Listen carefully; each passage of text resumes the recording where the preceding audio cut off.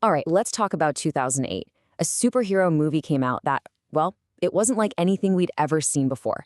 It was dark, it was smart, and it felt way too real. Of course, I'm talking about Christopher Nolan's The Dark Knight. This wasn't just a movie that redefined a genre. No, it literally changed Hollywood. So how did it do it? Let's get into it. And hey, don't just take my word for it. This wasn't just, fans getting excited online. The critics, they were all in. Listen to this from Rotten Tomatoes. Dark, complex, and unforgettable. A richly thrilling crime saga. A crime saga, not a superhero flick. So you gotta ask yourself, how on earth did a Batman movie pull that off? Okay, so section 1. More than a superhero movie, it's a crime saga. And that's really the key.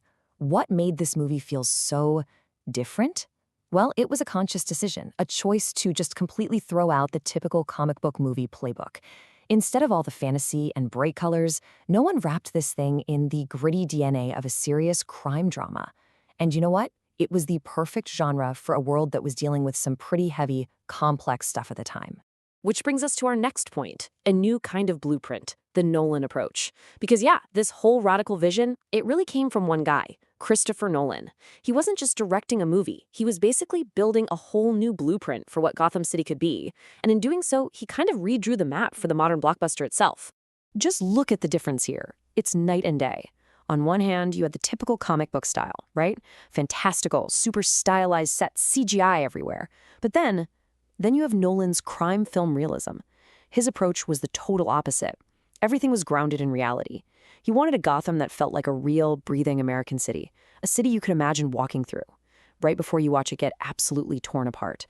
So how did he cook up this realism? Well, it came from a very specific list of ingredients. First, you've got the crime epic Heat, a huge influence on the script. Then, the look and feel.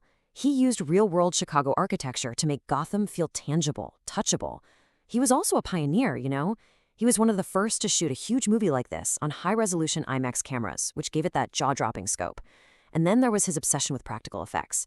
I mean, flipping a real 18-wheel truck on a real city street, that's not a special effect, that's just legendary. Okay, let's talk about reinventing the Joker, because an anarchist is born. You see, you can have all the realism in the world, but it doesn't mean a thing if your bad guy doesn't feel just as real. And you simply cannot talk about this movie's impact without talking about its agent of chaos. This is the single thing that took The Dark Knight from being a really, really good movie to being an absolute cultural landmark. I'm talking about the complete and total reinvention of the Joker. But think about it. How do you even begin to follow an iconic performance? I mean, seriously, Jack Nicholson's Joker in the '89 film? The guy was a pop culture force of nature. Everybody loved him. So the challenge facing Nolan was immense. Where do you even start? Well, Nolan's answer was to cast someone nobody saw coming. And when Heath Ledger's name was announced, oh man, the internet just exploded. The backlash from fans was intense. People just couldn't see it. This guy, known for romantic comedies and dramas, there was so much doubt. They thought it was a terrible, terrible choice. But boy, did Heath Ledger prove them all wrong. He silenced every single doubter, not with words, but with just total immersion. First, he locks himself away in a hotel room for a month, just to find the character. While he's there, he creates this Joker diary, just filled with all this disturbing stuff to get into that headspace. And then he builds this unique voice, this unsettling physicality. In his own words, he was creating a psychopathic, mass-murdering, schizophrenic clown with zero empathy. Just incredible. And you can hear that commitment in his own words. He said, "It's the most fun I've had with a character and probably will ever have." But then he also said it was an exhausting process. You can just feel that duality, right? The thrill of creation, but also the sheer physical and mental toll it took. His commitment was just absolute. And the result? Wow. It wasn't just a great performance. It was like a cultural earthquake. Heath Ledger didn't just play the Joker, he became him.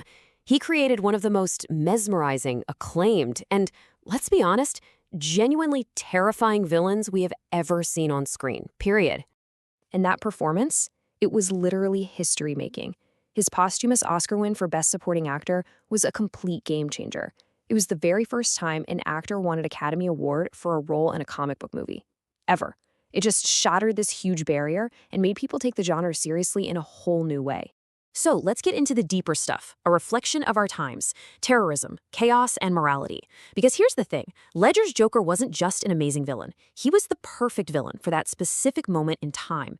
And this is where the film's real power comes from. It was like a mirror held up to all the anxieties of the modern world. I mean, think about when this movie came out. It landed right in the middle of a post-9/11 world, a world shaped by the war on terror. And suddenly, this Batman movie becomes this powerful allegory. It started asking really tough questions, questions about surveillance, about the moral lines you cross to fight chaos, about how a society holds itself together when it's up against an enemy who just doesn't play by any rules. And what made this Joker so deeply unsettling was you couldn't figure out his motive. He didn't want money, he didn't want power, not in the normal sense. He was something else entirely. And Alfred just nails it with that iconic line, "Some men just want to watch the world burn." That's it, right there.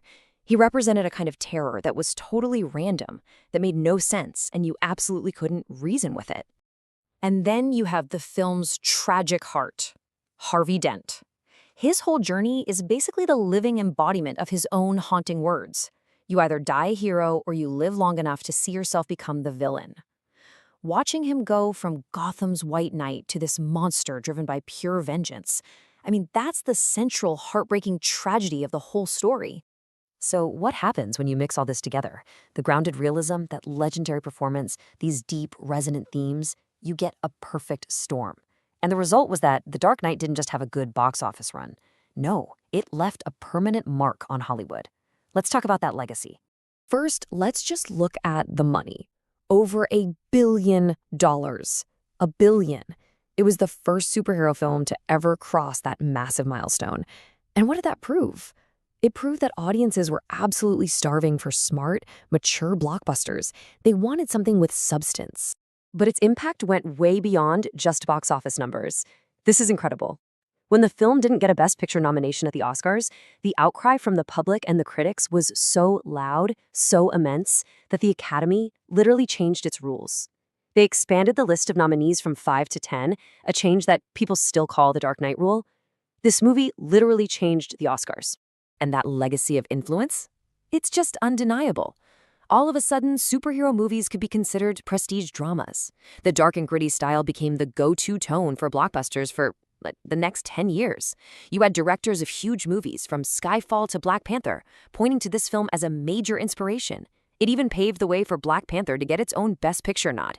The film is now preserved in the U.S. National Film Registry. That's how culturally important it is. So, that leaves us with one last big question to think about.